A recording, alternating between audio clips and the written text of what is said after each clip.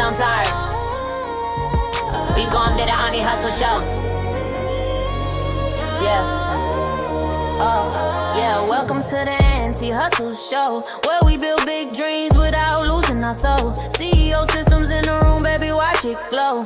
We make money move smoother than your morning flow. Oh, no grind till you bleed shit. We do it smarter, not harder. I'm calling in the women who refuse to barter. Their piece for approval, their time for the drama. We stack win, slow burn like a full cup of karma. Anti-hustle show, turn it up, let it bang. We run a whole empire with a soft life swing. If you came for the chaos, you're in the wrong lane. We build systems and sales, not stress and pain.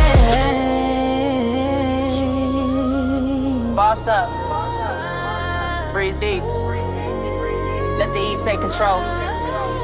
You're tuned into the anti-hustle show.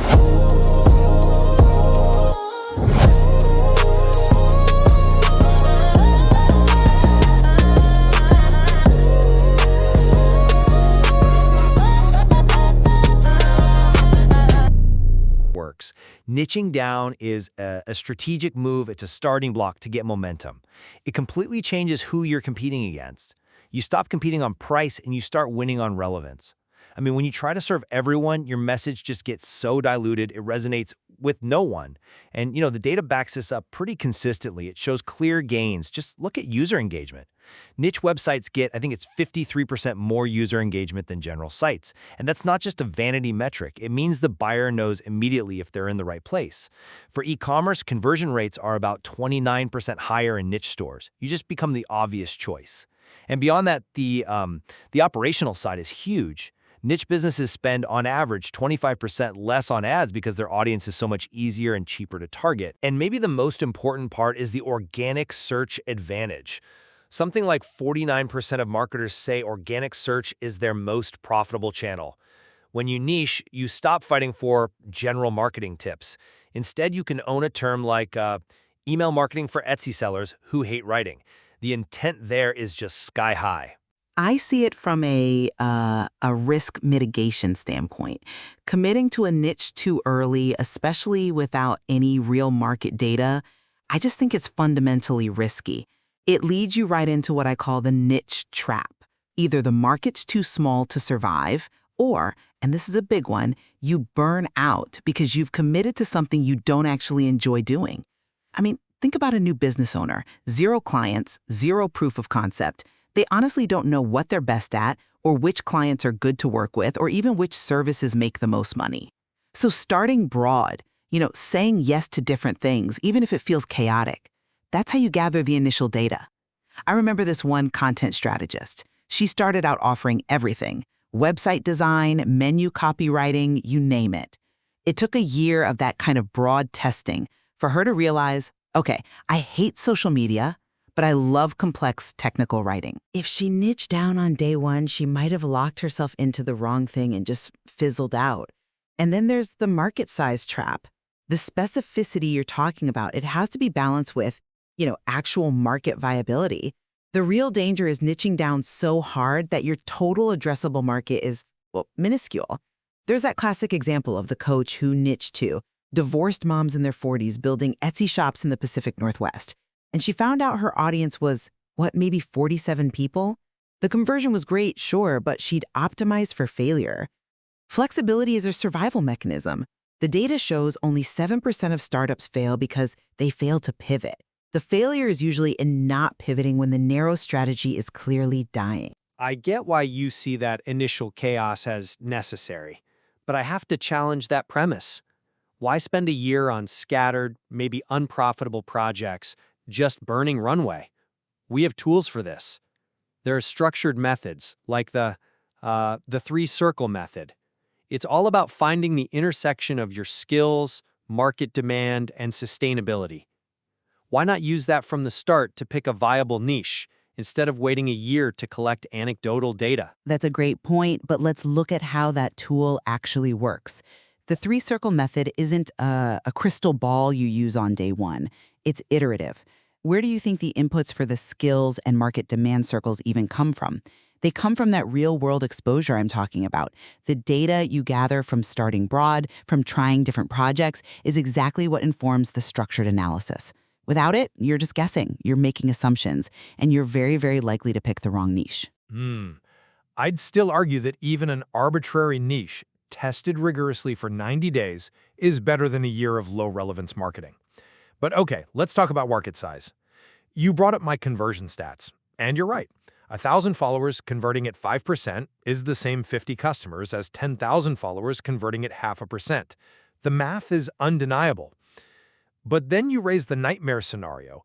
What if that hyper-niche only has 1,000 potential customers? Ever? Exactly. The constraint is the problem. You hear from founders who get to a point where they realize they're, and this is a quote, turning down viable paying clients because they didn't fit my perfect little niche box. Their marketing is so perfectly optimized that it actually becomes a handcuff. And this isn't just about lost revenue. It limits your ability to hire good people, to raise capital, because your world is just too small. See, I don't think that's a failure of niching as a strategy. I think that's a failure of initial market size assessment. That's a separate due diligence step you have to do no matter what. I mean, if your potential market is under, say, 10,000 people, that's a massive red flag. The niche is just too small, period.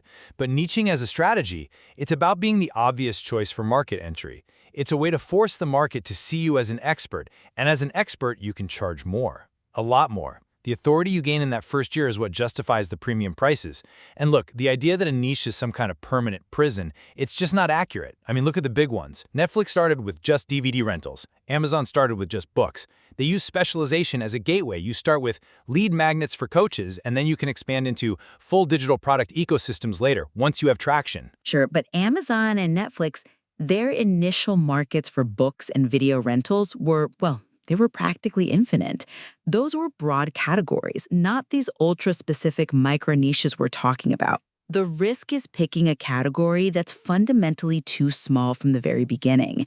And let's get back to the operational side. You talk about pricing power, but flexibility gives you redundancy. A business that only serves divorced moms in the Pacific Northwest, well, it has one very fragile source of demand. If there's a local recession or Etsy changes its algorithm, that whole business model could just collapse. A broader business has diversified its risk, so you're prioritizing rapid conversion, and I'm prioritizing resilient long-term viability. But staying broad is dangerous in its own way. It's a slow bleed. Your content gets likes, but no actual leads because it's too generic. You end up in a race to the bottom on pricing because you're not a specialist. The solution isn't to stay broad forever, it's to pick one narrow lane and test it. Test it hard for 30 to 90 days. If there's no traction or you hate the work, fine. You pivot. Immediately. That kind of structured short-term test minimizes your wasted runway way more than a long, chaotic, broad strategy. And it forces you to articulate a clear value proposition early, which you absolutely need if you ever want to scale or get funding. Okay, we absolutely agree that testing and pivoting are key, but the psychological trap is real. The data shows startups fail when they get so intellectually attached to their perfect little niche that they'd rather, sink the ship than admit it's not working. It's the sunk cost fallacy on steroids. That founder I mentioned, the one turning away good clients because they weren't a perfect fit, that's the danger. That attachment to a rigid definition is the enemy of survival. If you start with built-in flexibility, you prevent yourself from becoming so precious about your initial idea that you refuse to serve real, paying customers.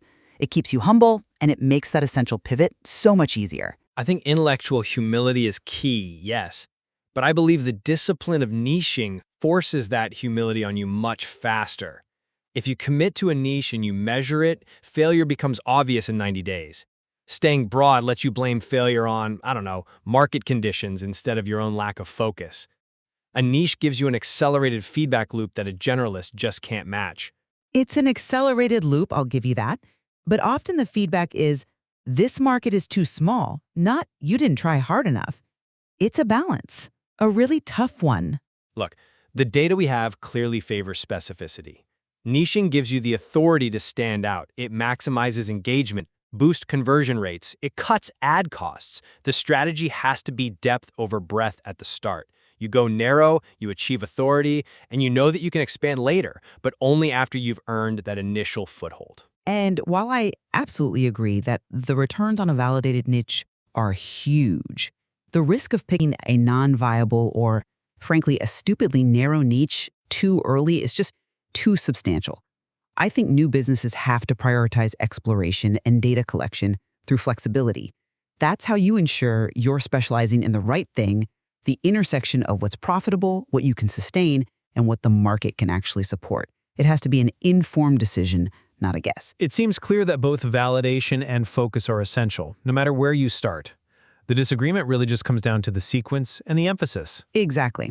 I think this whole discussion shows that, yes, the riches can be in the niches, but probably only for the founders who have the sense to validate their market size and the humility to loosen their grip when the evidence tells them to.